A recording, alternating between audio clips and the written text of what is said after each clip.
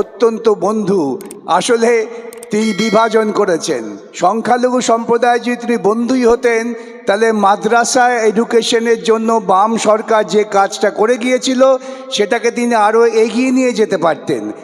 আমরা তো জমি তৈরি করে দিয়েছিলাম, সেই জমির ওপর দাঁড়িয়ে কেন মাদ্রাসা শিক্ষার প্রসার হলো না? কেন আজও আমাদের মাদ্রাসার শিক্ষিত ছেলে মেয়ে যারা শিক্ষক পদের জন্য রাস্তায় বসে আছেন, কেন তাদের বিক্ষোভ করতে হচ্ছে? তার কারণ বিজেপি থেকে নির্দেশ আছে যে তুমি কোনো মতেই সংখ্যালঘু সম্প্রদায়ের মানুষকে শিক্ষিত হতে দিও না। তাদের ওপর জুলুম চালাবার জন্য বিজেপি তৃণমূল সক্রিয়।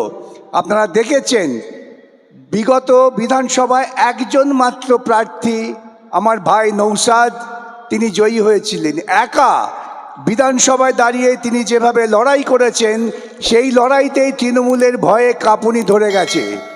তৃণমূল নিজে থেকে এই অঞ্চলের প্রার্থীকে তার নেত্রী বলছেন তুই তো বোমা মারিস, তাকেই প্রার্থী করেছেন। আবার বলছেন যে আমার যা নিরাপত্তা তা আমি তোকে দিয়ে দেব।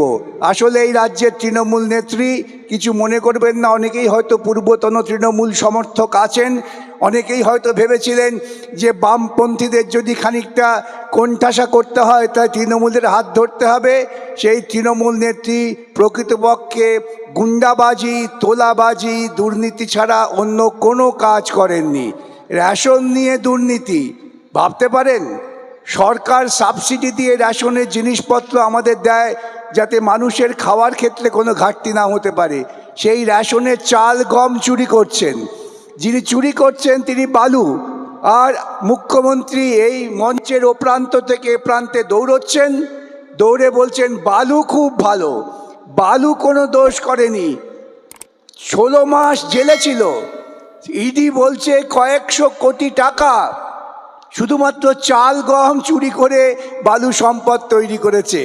আমাকে এক সাংবাদিক জিজ্ঞাসা করলেন, আচ্ছা স্যার, পার্থ চ্যাটার্জিকে কেন প্রার্থী করেনি তৃণমূল নেত্রী, আর আপনি তৃণমূল নেত্রীকে দুর্নীতিগ্রস্ত বলছেন? কই, পার্থকে তো প্রার্থী করলো না। আমি বললাম আপনারা দেখেছেন বালুকে তিনি বলেছেন খুব ভালো, কেন জানেন? চুরির টাকা বালু দিদির ঘরে পৌঁছে দিয়েছিল। আর পার্থকে কেন প্রার্থী করেনি জানেন? পার্থটা এত বোকা, ও টাকাটা নিজের বান্ধবীর ঘরে রেখেছিল, মমতাকে পৌঁছে দেয়নি। এই একটি মাত্র কারণেই পার্থকে প্রার্থী করেনি। পার্থ যদি কিছু টাকা পৌঁছে দিত তাহলে এত সমস্যা হতো না। এই রকম একটা দুর্নীতিগ্রস্ত দল আমাদের ঘাড়ের ওপর চেপে বসেছিল শুধুমাত্র প্রচার মাধ্যমের জন্য, আর পেছন থেকে মোদি তাকে সমর্থন করছেন। আজকে যেই দিনই বাম আইএসএফ চুক্তি হয়ে গেছে, যেদিনই বাম আইএসএফ ঐক্যবদ্ধ হয়েছে, সেদিনই ওরা বুঝে গেছেন যে দিদিকে আর বাঁচানো যাবে না। তাই দিল্লি থেকে উড়ে এসছেন মোদি আর অমিত শাহ। তারা আসলে দিদিকে রক্ষা করতে চান। বিজেপি ক্ষমতায় আসতে পারবেন না ওরা জানেন, কিন্তু পশ্চিমবঙ্গের মানুষ বিজেপির মতো এইরকম একটি সাম্প্রদায়িক দলকে কোনো মতেই সমর্থন করেনি, কোনোদিনও করবেও না। অতএব ওরা এসে মানুষকে বিভ্রান্ত করছেন। কি বলছেন? আচ্ছা আচ্ছা, দিদি বলছেন 1500 দেবো, আমরা নয় 3000 দেবো। আচ্ছা বলুন তো, একবারও কি বলেছে বিজেপি এসে যে পশ্চিমবঙ্গে মাদ্রাসা শিক্ষা, যেটা বামফ্রন্ট সরকার একটা গতি এনেছিল, তাকে আমরা অনেক বেশি এগিয়ে নিয়ে যাব? একবারও বলছেন যে মাদ্রাসা শিক্ষার জন্য আমরা টাকা দেব? একবারও বলছেন যে আমাদের গ্রামের কৃষকেরা যাতে স্বাভাবিক তাদের কৃষি পণ্যের দাম পায়? কৃষকেরা আপনার এই অঞ্চল কৃষি অঞ্চল, আলু চাষিরা দাম পাচ্ছেন না, তারা আমার কাছে আসেন, এসে বলেন আমরা কি করব, আত্মহত্যা করা ছাড়া আমাদের কোনো পথ নেই। কৃষকেরা তার কৃষি উৎপাদনের সঠিক দাম পাচ্ছেন না, সে ব্যাপারে কিন্তু না দিদি না দাদা কেউ কোনো কথা বলছেন। এখন একটাই ওদের বক্তব্য যে আইএসএফ এবং বাম এই চুক্তি যাতে না হয় ওরা আপ্রাণ চেষ্টা করেছে। আপনাদের ভাইজান এবং আমরা এই চুক্তি করব, ঐক্যবদ্ধভাবে লড়াই করব, এটা প্রতিষ্ঠিত করে এগিয়ে এসেছি।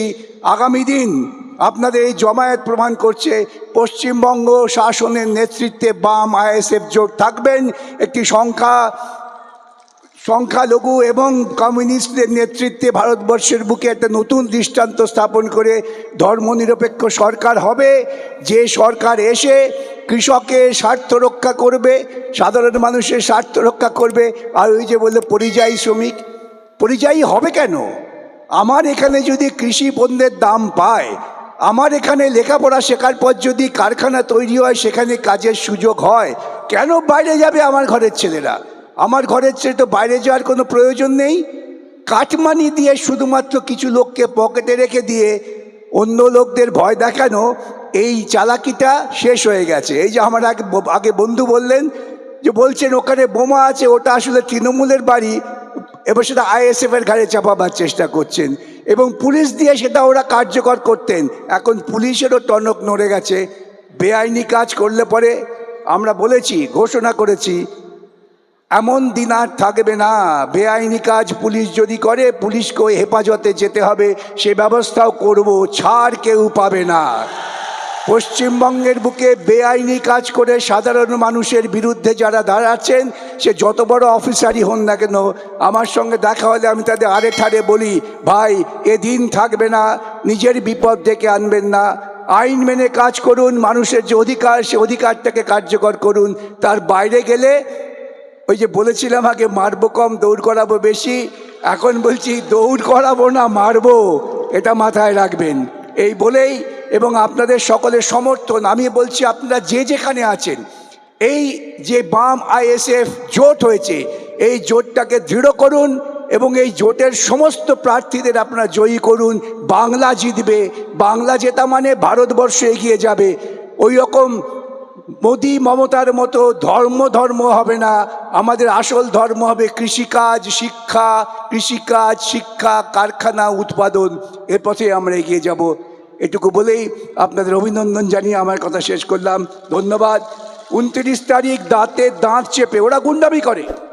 আমরা দেখেছি পঞ্চায়েত নির্বাচনে কেমন গুন্ডামি করেছে, আমরা দেখেছি পঞ্চায়েত নির্বাচনে কিভাবে ভোটের অধিকার কেড়ে নিয়েছে।